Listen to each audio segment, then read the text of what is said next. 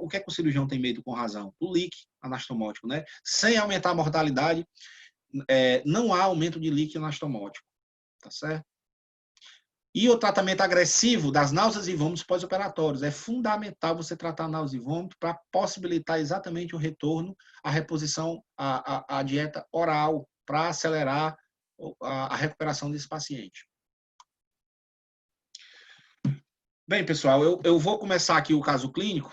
Eu vou pedir aqui licença para eu tomar aqui só um copinho d'água aqui. Esse caso clínico ele é complexo. Gostaria da máxima atenção de vocês.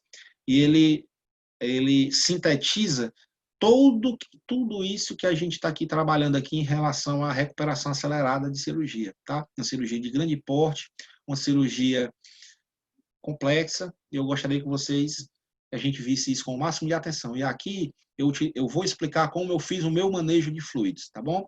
Eu vou tomar aqui um copo d'água e eu vou já voltar.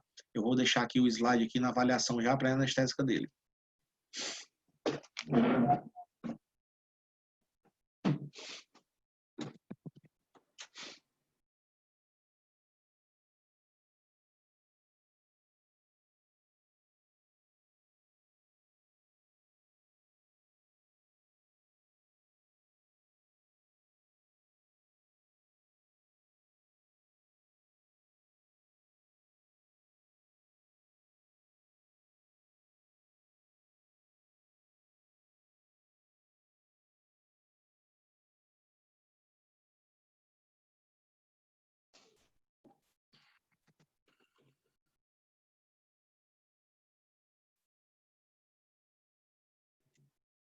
Bem, pessoal, esse paciente foi anestesiado no hospital geral, tá? No serviço de cirurgia. No dia 1º de junho, eu avaliei esse paciente. É um paciente de 61 anos, um peso ideal de 74, um peso de 74 quilos, um peso ideal de 63 quilos, um peso ideal de 63 quilos, uma altura 1,67, do qual eu calculei a área corporal dele de 1,82 metros quadrados, utilizei o modo do Boas, e o procedimento proposto era uma correção de aneurisma abdominal. O paciente procurou atendimento médico para avaliação diagnóstica de perda ponderal importante, tá? Perdeu 8 quilos em 6 meses, foi diagnosticado, né? Fizeram uma avaliação onde foi diagnosticado um aneurisma de aorta de 7 centímetros. O paciente apresenta quadro de melena, né? Apresentava quadro de melena, sem queixas compatíveis com puxo, tenesmo, dor a evacuar, muco nas fezes, estatorreia, nada para colite ou doença desabsortiva. Apresenta um relato de hipertensão arterial sistêmica, ele utilizava losartan, 50 mg por dia, e atenolol, 50 mg por dia, e era coronariopata, né? Ele realizou um cateterismo consistente no terço médio da coronária direita e tinha uma lesão crítica em 95%, né, em CD, e também fez uma angioplastia coronariana em coronária esquerda, que eu não consegui resgatar a história se era em qual era a artéria, se era na descendente anterior proximal, distal, se era na circunflexa ou no tronco. Dificilmente seja tronco, né? Cirurgia de revascularização miocárdica também em 2003 e em 2012, né? Fez 2, sem intercorrências. Quer dizer, um paciente coronariopata valendo mesmo, né? Submetido a uma cirurgia de risco extremo. Talvez seja a cirurgia de maior risco na nossa anestesia, da prática médica. Hipertenso, ex-tabagista, 80 maços ano, fumava pra caramba, etilismo social, não precisou adequadamente. O que é que ele tomava?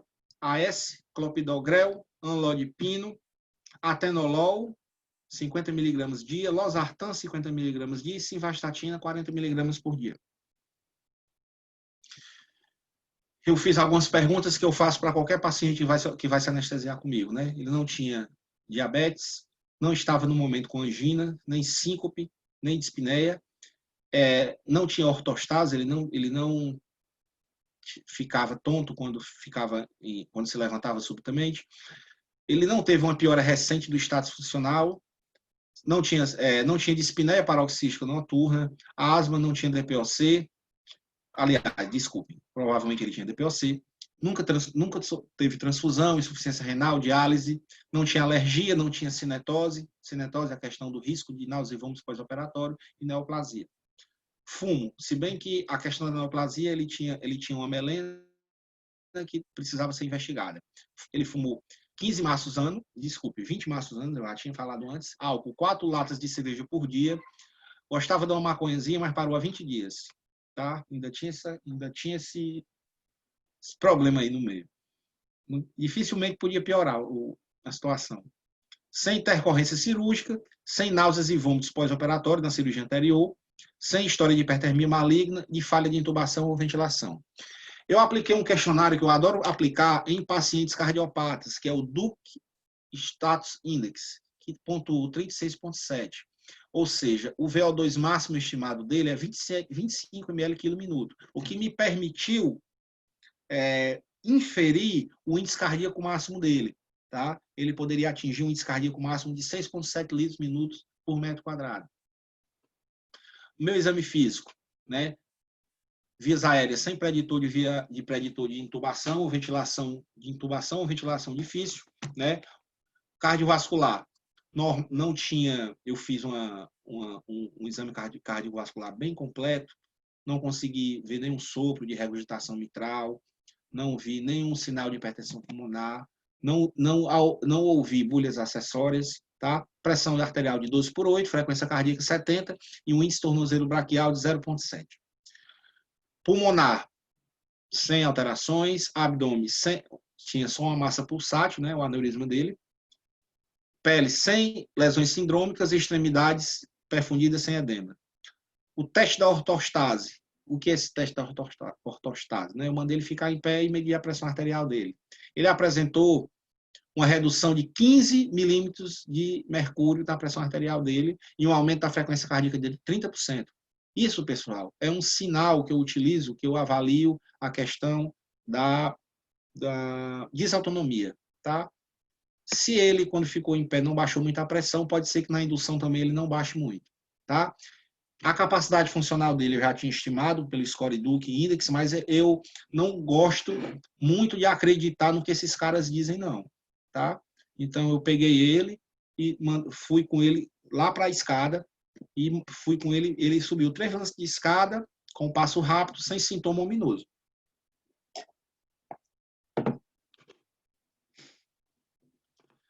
O eletrocardiograma dele, o que é que tínhamos? Um ritmo sinusal, uma frequência cardíaca de 80, sem sobrecargas atriais, sobrecarga de ventrículo esquerdo, uma zona elétrica inativa em parede em região septal, como era de se esperar, e uma alteração de repolarização em parede inferior.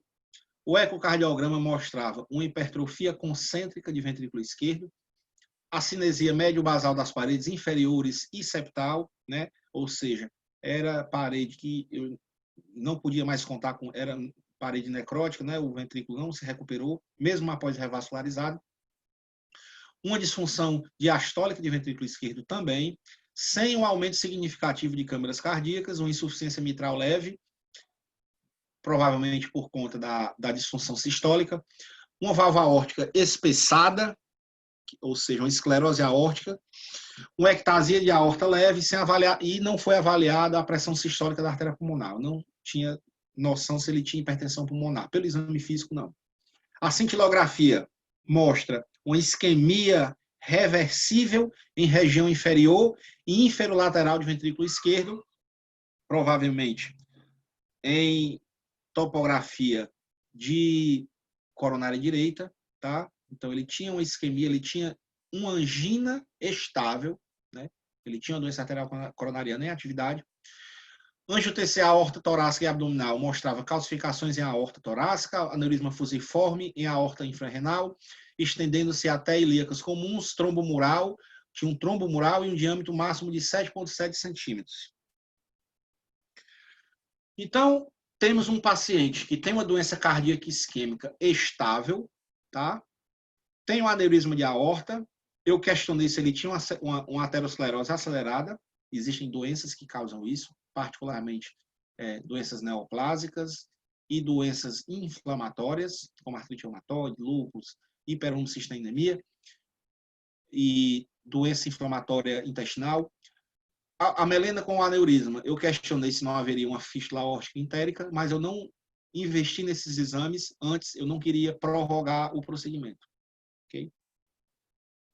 Então, pode parecer, olhando esse caso, que é um paciente impossível de ser operado, né? Um paciente muito complexo. Mas quando você, se eu simplesmente chegar e disser que o cara é asa 3, isso não me diz muita coisa. Mas se eu for avaliar esse paciente risco por risco, as coisas começam a clarear mais. Então, eu tenho um índice cardíaco máximo de 6,7 litros, é um risco cardíaco que sem sintomas, é um risco cardíaco que dá para eu trabalhar, né?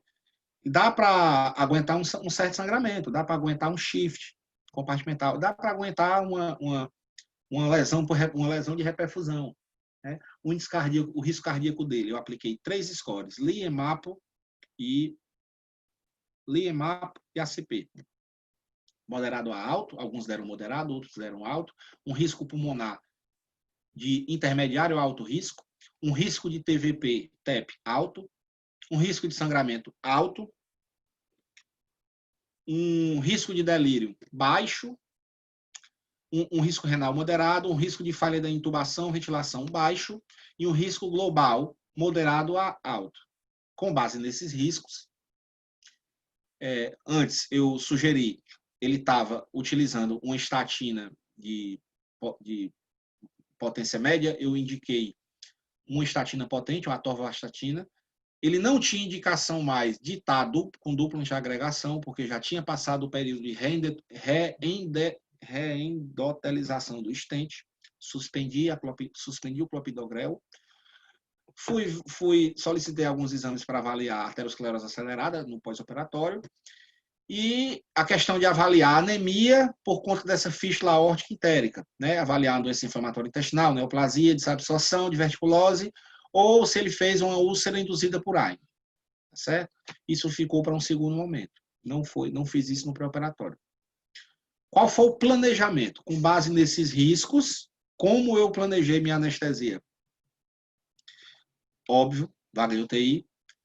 Devido ao risco cardíaco alto, eu solicitei uma troponina pré e ele ia fazer dosagem de troponina por 3 dias, com ECG diário, tá? Manta térmica, óbvio, reduzir risco de infecção, reduzir risco cardíaco, alto risco de sangramento, reserva de derivados, sangue, crio, plasma, plaquetas.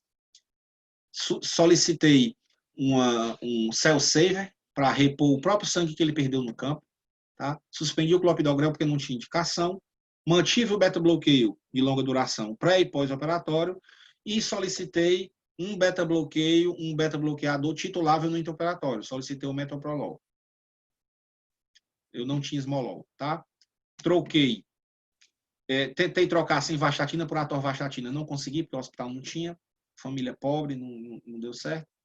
Monitorização, risco cardíaco alto, paciente não tolera grandes variações de volemia, alto risco de sangramento. Como eu vou manejar esse paciente? Não há a menor condição de eu manejar esse paciente com pressão arterial não invasiva. Eu tinha que ter uma pressão arterial invasiva e monitor de débito cardíaco. O que eu tinha disponível lá era o FlowTrack, utilizei o FlowTrack. Também utilizei um monitor de profundidade anestésica para poder também titular melhor, para não guiar a profundidade anestésica por marcadores hemodinâmicos, que é muito complicado. Solicitei um ROTEM, que é um tromboelastograma, que para avaliar como era um paciente com grande potencial de sangramento, solicitei esse método de monitorização para poder guiar melhor a terapia transfusional. Solicitei um analisador de gases, que também tinha, para poder monitorizar a profundidade anestésica e a quantidade de gases que estavam sendo administrados. Também estava monitorizando o segmento ST no cardioscópio. Tem um alarme que você coloca no monitor, que ele monitoriza o segmento ST. Se passar de um determinado valor, se houver um desvio do segmento ST, ele começa a alarmar, né? E eu utilizei as derivações que enxergam CD e TCE, né? O AVR, D2 e D3 e AVF, ok? Coloquei par de marca-passo, o paciente poderia fazer uma isquemia e uma arritmia maligna com a par de marca-passo, e ele também tinha uma lesão em coronária direita, se ele infartasse, ele poderia evoluir com BAVT, então coloquei já uma par de marca-passo para poder atuar de forma pronta, caso ocorresse alguma complicação. Acabou tendo um problema, que eu não pude fazer analgesia por cateter peridural, a gente entrou em discussão lá com a equipe cirúrgica, ia fazer heparina, optamos por não. Né? Pelo alto risco de trombose, nós optamos por uma tromboprofilaxia mecânica e farmacológica pós-operatória, não tínhamos como fazer a tromboprofilaxia mecânica no HGF, optamos por não, acabamos não fazendo. Um jejum de 6 horas para sólidos, 2 horas para sólidos glicosadas, não coloquei em 2 horas antes da cirurgia. Não foi feita ansiólise, 2 acessos venosos calibrosos de Gelco 14, mais um central. Isso foi importante pelo alto risco de sangramento. E como estava previsto perder mais de 1.500 ml de sangue por hemorragia, a gente tinha que ter uma disponibilidade de um micro-ondas para aquecer cristalóides. Vocês viram que com esse paciente com tantos riscos, a monitorizar com tantas complicações, a monitorização pelos riscos possibilitou que a estratégia anestésica clareasse, né? Se você for só pelo ASA, você jamais vai conseguir fazer isso. Se você for por risco, você vai estabelecer medida por medida, tá? Vamos aqui ao ato anestésico, né? Iniciei o procedimento às 9 horas, chequei insumos, ventilador, deixei material de via aérea, chequei o EV1000, reserva de hemoderivados, disponibilidade do Rotem, preparei tridil, nitroprusiato, dobutamina, noradrenalina, respectiva bomba de infusão, diluições padrão, paciente admitido no centro cirúrgico, monitorizado com PANI, oximetria, BIS, foi feito 1 mg de midazolam, iniciado propofol em bomba de infusão, com alvo de 1, com efeito sedativo.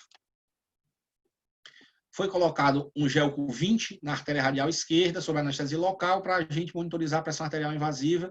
O catéter venoso central na jugular interna direita já estava instalado. Foi também funcionado os Gelcos 16, ok? Foi feito pré-oxigenação sob máscara, acoplada a capnógrafo, realizado 500 microgramas de fentanil após 4 minutos. Segue mantendo o sinal após 5 minutos do fentanil. Ele continuava acordado, então associamos um remifentanil, tá? Associamos a infusão de propofol com alvo de 3,5 até obter um BIS de 40. Realizamos o bloqueio neuromuscular com cisatracuro. Realmente eu não utilizei adjuvante, era uma boa opção eu ter associado mais alguns adjuvantes. Laringoscopia sem intercorrência ou alteração do sinal vital. Cormic 1 foi entubado com tubo 8, feito um volume corrente de 300 ml,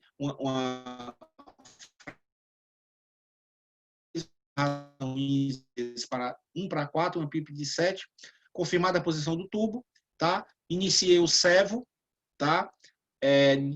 Desliguei o propofol 20, iniciei o EV1000, tá? Iniciamos a anestesia com uma taxa de supressão no BIS de 0 e um índice cardíaco de 2,1.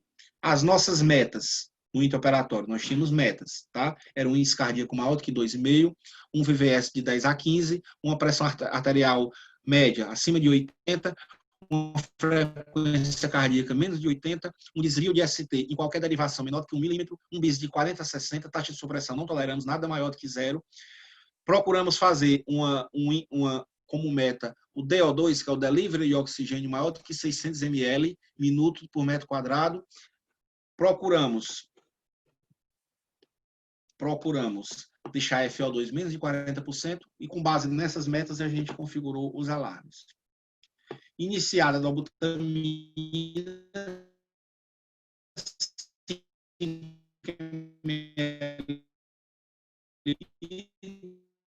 depois completamos a primeira gaso e obtivemos esse primeiro perfil hemodinâmico mostrando uma entrega de oxigênio de 409, tá? Um índice cardíaco de 2,6, hemoglobina de 11 e uma saturação venosa de 100, saturação de oxigênio de 100.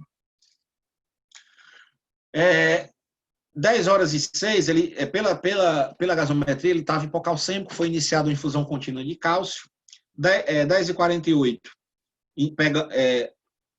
solicitamos uma nova gaso, já obtivemos a nossa meta, com um índice de um IDO2 acima de 600, tá? Um índice cardíaco de 4,4, hemoglobina de 11 e uma saturação de 100. 11h07, eu estou querendo agora mostrar para vocês como funciona uma terapia guiada por metas. Eu vou mostrar aqui cada conduta e cada índice que eu obtive. 11h07, a PAM caiu, o índice cardíaco caiu, o VVS mantido, eu aumentei a dobutamina para 27 ml/hora. O índice cardíaco foi de 2,2 para 2,8 e para 4,6, diminui a dobutamina, como passou demais aqui o índice cardíaco, diminui a dobutamina para 24 ml/hora, obtive esse novo perfil com o IDO2 de 489, o índice cardíaco de 3,2, HB de 11 e a saturação de oxigênio de 100. E a saturação venosa central de 84. O índice cardíaco foi para 4,2 às 11h30, diminuiu a dobuta para 18 ml/hora. 11h33, o BIS aumentou para 78, aumentei o SEV para 2,7% e o TIVA fui de 0,25 para 0,3. O BIS continuou alto, às 11h35, aumentei o TIVA para 0,35 e associei uma adjuvância com sulfato de magnésio em infusão contínua e fiz 100 microgramas de fentanil. Às 11h56 foi iniciada a anticoagulação, tá? Com 5.000 unidades de heparina para realizar o procedimento. Foi feito o manitol com provável efeito de scavenger na reperfusão. Às 11h59, a pressão arterial caiu, né? Eu iniciei a nora 10 ml/hora. Às 12h02, o índice cardíaco caiu para 2,1, eu aumentei a dobuta para 18 ml, 23 ml e 26 ml/hora em sequência, né? No limite, né? Um índice cardíaco de 2,5, hemoglobina de 11, saturação de 100. E 12h04, o BIS foi para 77, foi trocada a bomba de infusão de remifentanil, né? Onde o BIS caiu para 40 e nós reduzimos o sevoflurano de 2,5 para 2. Foi chegado um momento cirúrgico crítico, né, onde se realizou o clampeamento da aorta. Ocorreu uma rápida hipertensão, a PAM foi de 75 para 95 para 100, isso muito rápido, gente. Então, foi iniciado o tridil e suspenso o manitol. Isso acontece, veja como é importante já estar com todas essas drogas já aspiradas no ponto, né? O índice cardíaco, como era de se esperar, foi de 2,9 para 4,8, diminui a dobuta de 24 para 18, 12h27, o índice cardíaco foi para 3,9, PAM de 50, desliga o tridil, às 12h30 inicia a nora, 8 ml/hora, 12h31, o VVS aumenta e o índice cardíaco cai. Nesse caso, nós temos um paciente com uma responsividade a volume, foi feito 250 ml rápido, seguido por mais 250, por mais 500, foi feito 1 litro. Tá? O índice cardíaco subiu, mas subiu pouco, uma PAM de 50, eu aumentei a dobuta de 12 para 15 e a nora de 17 para 25. Às 12h33, veja que é de um minuto para o outro. O BIS de 33, taxa de supressão de 4 já, quer dizer, estava com sofrimento neuronal, o índice cardíaco 2,3, aumentou pouco, o VVS foi para 17, né? Como o BIS estava baixo, eu fui baixando o sevoflurano 2,5 para 1,5 e o TIVA também diminuí, e a dobutamina eu aumentei. Às 12h35, o índice cardíaco estava 2,8, o VVS 11, o BIS de 30, taxa de supressão de 7 e a PA 105 por 53. E no minuto seguinte, nós normalizamos a taxa de supressão. Veja que nossa atuação foi sempre rápida. O segredo é ser rápido, não permitir a hipoperfusão e de forma que essa disfunção não seja sustentada. Às 12h45 foi iniciada a transfusão pelo Cell Saver, foi recuperado 400 ml de sangue lavado e esse sangue foi devolvido para o paciente. E Às 12h49, nós realizamos essa nova gaso, onde foi visto um DO2 de 334, um índice cardíaco de 2,5, uma hemoglobina de 9,9 e uma saturação de 98. E às 12h53 foi realizado, nós tivemos o segundo tempo cirúrgico importante, que o clamp foi liberado. Isso leva a uma catástrofe hemodinâmica, tá? Quando você desclampeia uma aorta dessa, vai ter uma reperfusão violentíssima. Então, o índice cardíaco caiu para 1,7, o VVS subiu para 22, a ETCO2 caiu para 28 por conta da queda no débito cardíaco, a taxa de supressão foi para 7, foi feita uma expansão volêmica com 250 ml de ringue rápido. Às 12h59, o índice cardíaco foi para 2,6, o VVS 18, BIS 58, taxa de supressão 0. PAM 12 por 65, dobuta 20 ml hora, NORA 28 ml hora. Às 13h08, índice cardíaco 2,2, VVS de 15, PA 10 por 60, foi feito soro por conta do VVS, rápido. Às 13h13, o índice cardíaco aumentou, o VVS continua alto, o BIS 56, e como a gente foi recuperar 250 ml, como ele permanecia responsivo, nós fizemos 250 ml de ringue rápido e 250 ml de sangue. Veja que tudo foi guiado por terapia, por metas. Às 13h16, o BIS foi de 58 para 70, o REM tinha acabado, religamos. Às 13h21, o índice cardíaco foi de 2,9, VVS 14, PA 12 por 6, diminuiu a NORA de 16 para 14. Às 13h38, o índice cardíaco 2,6, VVS 19, BIS 38, taxa de supressão de 2, PAM 90 por 60, eu aumento a NORA de 15 para 20. Às 13h45, foi liberado o clamp da perna direita, mais uma reperfusão, um índice cardíaco de 2, VVS de 20, PA 7 por 30, quer dizer, ocorre uma hipotensão violenta, eu aumento NORA, esse desclampeamento promove uma profunda vasodilatação, uma profunda cardiodepressão, foi feito 1 ml de NORA, rápido, um bolus de NORA e ringer rápido, o índice cardíaco foi para 2,2, o VVS foi para 23, a taxa de supressão, gente, foi para 34. Veja que havia um sofrimento neuronal, né? Eu aumentei a dobuta de 25 para 30, o SEVO, eu diminui o SEVO, porque o BIS estava baixo, e o REM foi de 0,35 para 0,3. Às 14h04, eu estava com a PA de 67 de média, um índice cardíaco de 2,6 e um VVS de 21. Eu aumentei a NORA de 35 para 40. Às 14h06, o índice cardíaco melhorou, o índice cardíaco foi para 3,2, frequência cardíaca de 82, diminui a dobuta, nesse caso, e aumentei o REM de 0,3 para 0,4. Às 14h28, eu tinha um índice cardíaco de 2,5, VVS de 15, 19, BIS de 35, taxa de supressão ainda de 25, ainda alta, o paciente ainda estava com sofrimento neuronal e hipotensio. Eu aumentei a dobuta 25 para 30 ml hora, solicitei 2 concentrados de hemácia, a hemoglobina dele, e fiz soro de ringue lactato de 500. Nos 14h33 foi recuperado 150 ml de sangue, foi feito fentanil, 150 microgramas EV, e às 14h35 nós estávamos nessa situação. O IDL2 baixo, 264, um índice cardíaco de 2,4, uma hemoglobina de 8, e uma saturação de 100, tá? E uma extração extremamente baixa, de 92, mostrando que havia uma disfunção, talvez, inflamatória ocorrendo. A saturação é baixa, saturação venosa central. 14h52, o BIS 35, taxa de supressão de 4, reduziu bastante, foi transfundido um concentrado de hemácia, o SEVO foi diminuído de 2,5 para 2 por conta do BIS e o REM de 0,4 para 0,35.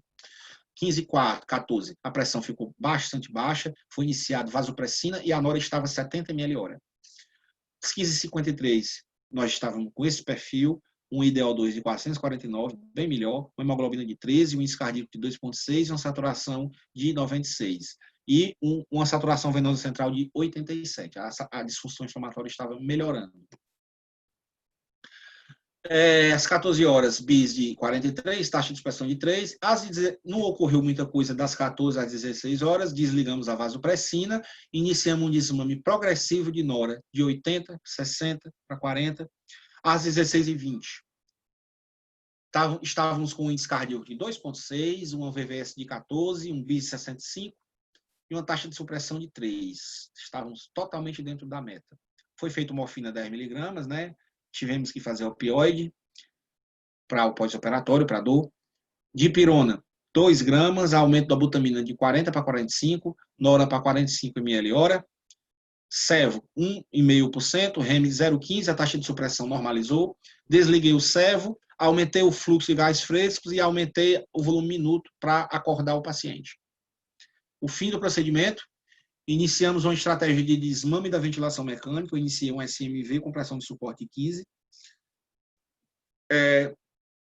e monitorizei o volume minuto para avaliar o desmame, né? Realizamos um TAP block com 15 ml de rupivacaína, guiado por ultrassom sem intercorrências, para tentar poupar o opioide no pós-operatório.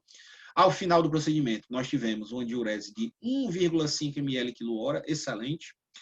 Só fizemos de soro nesse paciente, somente, nós estamos falando de um aneurisma de aorta aberto, 2.500 ml, foi recuperado 900 ml no Cell Saver, com o que ele perdeu, nós fizemos esse paciente com balanço hídrico de 1.700, somente. Tá? Foi desligado o remifentanil, o paciente está em PSV, um volume minuto de 4,5 litros por minuto, pressão de suporte de 8, frequência respiratória de 15, um FO2 de 30, saturação de 95, apresentava um índice de TOB de 50, uma contactuação não verbal, né, pessoal? Apresenta contactuação ao estímulo verbal acordado, força muscular voluntária preservada, aumenta FO2 para 100, aspira secreções, procede da retirada do tubo, não estava em uso, estava em luta, e 40 ml. Lucas, tu vai estubar um paciente com nora? Que absurdo, tem nada de absurdo, pessoal. A previsão era ele melhorar. Então, ele estava se resolvendo do quadro. Então, eu não ia manter um paciente entubado à toa. Orientado, alerta e sem nenhum desconforto. Transporte. Foi realizado o transporte e o pós-operatório imediato na UTI. Foi realizado o transporte para a UTI sem intercorrências. Admitido na UTI, instala EV1000 na unidade para avaliar, para acompanhar o pós-operatório. Tem um caso engraçado que eu fiz essa anestesia e fui para o barzinho tomar uma cervejinha, né? Tava todo alegre lá e o plantonista da UTI me liga.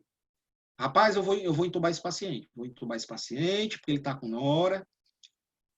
Eu digo, rapaz, espera aí, se tu entubar esse paciente, eu vou te entubar também. E só com bloqueador. Voltei para o hospital correndo, peguei o paciente, peguei o monitor, EV1000, vi que o índice de resistência vascular sistêmico dele estava alto, consegui desmamar toda a adrenalina em 40 minutos. Tirei a adrenalina, deixei só ele com baixa dose da butamina no pós-operatório. Primeiro PO, sem queixas, estável hemodinamicamente, sem memória implícita ou implícita. Ele acordou super bem da cirurgia, um balanço hídrico positivo de 1.000 no primeiro PO, sonda nasogástrica apresenta resíduo de quantidade moderada, 200 ml, que foi que nós fizemos com esse quadro de Hillel. Suspendemos o opioide, tá? Suspendemos o tramal, gasometria sem alteração de eletrólitos, orientamos deambulação, né, pelo serviço da cirurgia. Ele estava sendo hidratado com soro fisiológico, a gente trocou por ringue lactato e fizemos entramos com um pouco de furosemida para negativar o balanço. Isso já surgiu no segundo PO, o paciente já estava sem queixa, resíduo gástrico de 50, estava sendo feita a deambulação e o paciente apresenta balanço hídrico 0. Terceiro PO, o paciente retornou ao trânsito intestinal, sem resíduo gástrico, iniciado dieta. No terceiro PO, de uma cirurgia de aneurisma de aorta enorme. No quarto PO, alta para a enfermaria. E no sétimo dia, alta do hospital. Né? Eu gostaria de ter mostrado esse exemplo para vocês, mais um exemplo onde estratégia anestésica, estratégia perioperatória bem conduzida, leva a desfechos surpreendentes. Ok, pessoal? Essa frase em latim significa a boa vontade supre a obra. Era isso, pessoal. E aí, Leonardo, alguma coisa?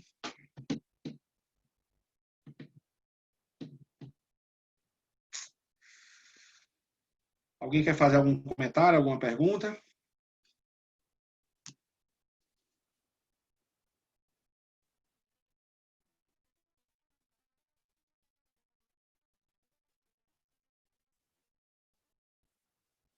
Bem, pessoal, era isso que eu queria falar para vocês hoje. A gente